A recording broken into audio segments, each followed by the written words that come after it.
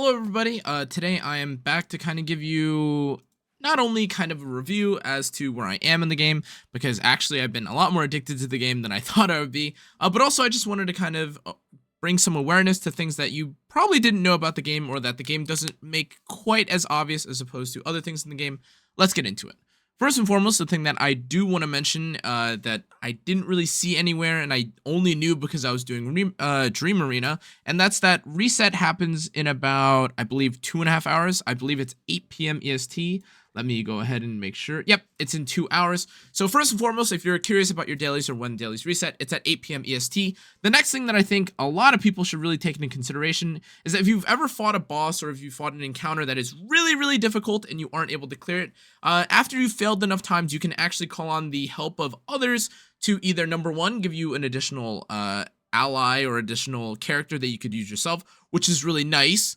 Or you could have them try to proxy or basically play for you to see if they have a bit of, a bit more information than you do in terms of how to play your characters or play the compositions, both of which are really, really nice. But the caveat is that unlike with the proxy playing where they play the game for you, being given a supportive ally is limited to once per day. Now, alongside that, and probably because a lot of you guys are stuck, just like probably I am, or I have been, when it comes to this game. Something that I've also noticed is that if you actually end up failing a stage too much, they'll actually lock you out of tries when it comes to the game. Now, I can't really show you that because I want to actually be able to progress, and I'm trying to compete for the rewards or prizes from Dream Arena, which is something else I'll get to a little bit later. But just from what I've seen, after you've done a stage or failed a stage anywhere between 20 or more times, there'll be a bit of a notification that specifically says, hey, you failed the stage a number of times. It looks like you're struggling. We're going to give you 3 to 5 more chances. I believe it's 3, but just in case, it's just a few additional tries before they lock you out of being able to do the content entirely. Now, I don't really know why they would lock you behind it. Well, I can kind of guess. So it's not just you spamming and praying to RNG that you win. But to be honest with you guys, that's kind of one of the frustrating things about this game.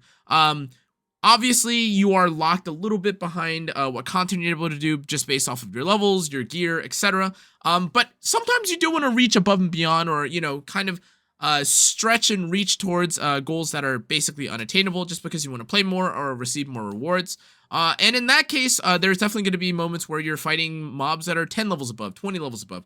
In my case, I'm literally level 77 right now for a couple of characters, and I've been trying to beat this stupid chest boss for like, oh my god, I don't know, like maybe like 6 or 7 hours now, which is absolutely ridiculous. But it is clearable, or it could be clearable, assuming that my allies or my units were able to crit a little bit luckier, and that's definitely, or I've been able to survive certain defenses just out of sheer RNG, and that's something that I think a lot of these stages kind of don't want you to do, I guess, but it is something that you can actually do, assuming that you get a little bit luckier on the roll, which is kind of a blessing and a curse. Number one, because again, the content being a little bit more difficult means that you have something to look forward to. It makes you kind of test out all the characters to see what composition or what kind of play style or positioning of your units works best, which again, like end game content or like the more thought-provoking content. But at the same time, it is a little bit frustrating because ultimately, after a certain amount of times, like, I don't know, 7, 8, maybe like 10 runs, if I'm not able to basically level up or gain enough levels through my AFK, my AFK loot on the bottom left, I do want to find some way to beat this. And for me personally, I would find it a little bit nicer if you could maybe reduce the timer or reduce the overall timer of having allies help you. Now, again, the proxy thing is nice in a sense if someone is familiar, super familiar with how the mechanics of the boss fight or the mechanics of the fight work, but ultimately sometimes you're just out of resources, you're just not well equipped enough to actually beat out a stage, so then you actually do want someone like a helper to help you and clear through the stage so you can continue progressing, get more rewards, etc. Other gacha games definitely have something like this where they have allies from either your friends list or from your guild that allow you to help out and clear through content, and maybe you can do it a couple times a day, but it certainly isn't the one singular time a day that it has right now, which is something to take into consideration or be careful of when you are trying to do the aforementioned thing that I missed, or that you probably missed, which is, again, using your allies to your advantage. I know that's a bit of a, a very long stretch or a long-winded point, but it is very important, especially if you're trying to continue, again, like clearing through the story. The next thing I think is really, really, really underratedly important that I don't think people really talk about is number one, the rewards that you get from doing random content like PvP, Honor Duel, etc. Now, ultimately, you'll probably see something like Arena, see it and go, oh, well, I'm just going to do it for rewards and kind of just like dilly-dally, kind of not pay attention to it. Maybe you get your victory rewards and that's fine. But actually, if you take a look at the rewards that you can get through the store, these are literally imprints for your characters. Now, if you aren't familiar with how important these are, a lot of the characters or a lot of the actual upgrading or the way that people push certain content later on in the game comes specifically through imprints. Your gear, though helpful, is not really quite the same as unlocking a completely different aspect or trait or upgrading one of your legendary or your epic characters to legendary, mythic, etc. A lot of these upgrades not only give you additional base stat, but sometimes they also give you access to additional skills. Or if you get to the mythic supreme area, they actually give you access to exclusive equipments, EEs, I think is what they call them, which is very funny because other gacha games have that. But keep in mind, again, the arena store is very, very important. So your runs and your wins actually do matter quite a bit. Try not to lose as much as you can. Of course, obviously, no one's looking to lose through the arena, but just keep in mind that this is a lot more important than a lot of people give credit. And then furthermore, when it comes to all the additional stores, these are things that I think are pretty worthwhile to pick up, especially if you're trying to gain upgrades to your characters. Again, you'll see something, or you'll see on occasion things like the epic passes, or later on, once you're trying to pull for the celestials and like essentially the moonlights, like the special summons, there will be summons that are specifically in here with the monthlies. Pick up these as you basically as quickly as you can or as frequently as you can, because from at least what I can tell right now, these are not actually obtainable in any other method outside of, pay to winning. If there's an additional piece of content I haven't found out yet that sells these things, then cool. But as far as I can tell, yeah, you can pretty much only get these through some form of like the recruitment store. But again, in terms of like the just raw value of these things, something that I think is very, very underrated and very, very underreported is just how important pulling for characters is. Now, again, I must stress, it is absolutely ridiculous that it isn't like kind of expressed in more detail how important imprints are, because again, if you have been playing through the storyline or playing through the story as much as I have, you'll notice that though getting gear or getting additional upgrades to your characters is nice, levels, etc., at some point you just cannot get any more upgrades. You cannot upgrade your gear anymore. You can't, or you run out of more forged materials than you can actually upgrade. And so therefore, if you're actually trying to make, meaningful upgrades or meaningful strides through the game, this is less so for like your free-to-play players, but especially if you're someone that's actually trying to compete for like the Dream Arena or things of that nature. You're trying to compete in arena, the actual arena, not Dream Arena, or PvP arena, so that you can get frames and stuff like this. The only way for you to actually significantly increase, or if you've ever seen, like the people that are at the very top end, the only way for you to actually reach this level is for you to literally just pull more imprints. Now, again,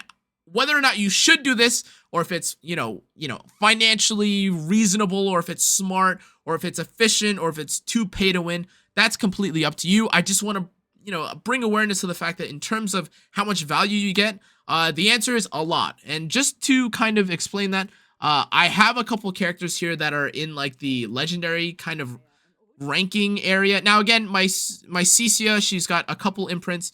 I was kind of just pulling with the additional, passes that you're given, just because what else are you going to do with it?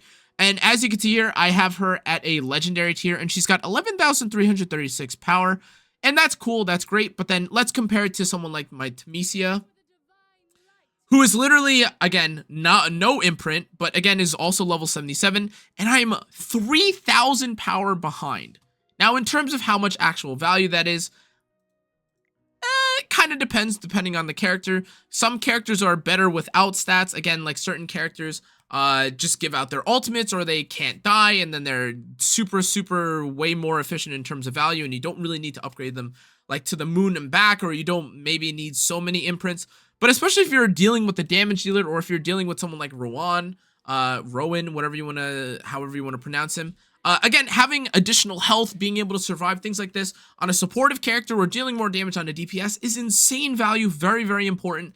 And again, the additional base stats that you gain from gaining an imprint cannot be understated. Now again, these are just a couple of the things that I think they might have wanted to address or kind of make a little bit more, I guess, more prominent. These are things that you definitely will kind of need to fixate on or focus on, in addition to clearing out the rest of, again, the map and exploring the map in order to gain like small incremental upgrades.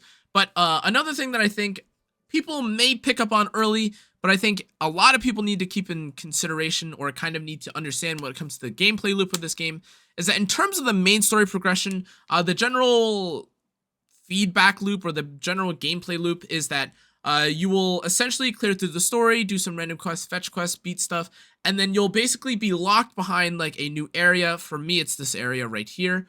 And then you have a set of conditions that you need to complete in order to, again, proceed to the next area. Most of the time, you're locked behind these conditions specifically because of your resonance level or your AFK stage.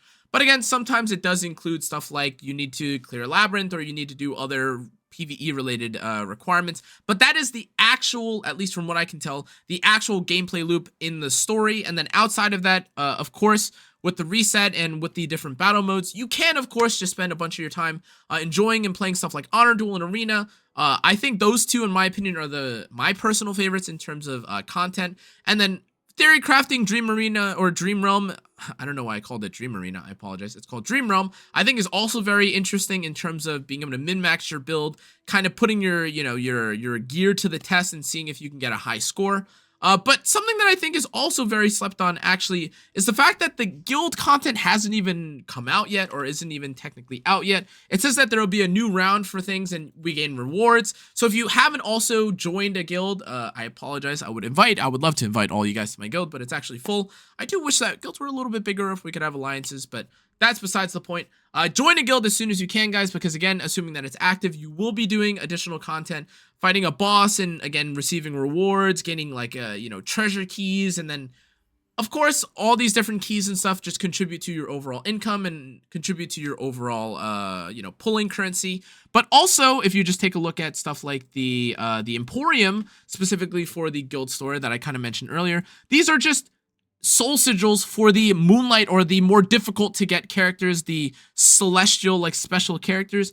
Burial is like the jester that I think a couple characters are very excited for. He's just like a super insane looking DPS. He might not be the best looking character, to be honest, for PvE, but for PvP, a character that kind of just slinks into the shadows and then can't be hit and then kind of damages everyone while characters are kind of slinking around. And just celestials in general feel very exclusive to say the least, but also very kind of overloaded sometimes in the way that their kits are designed.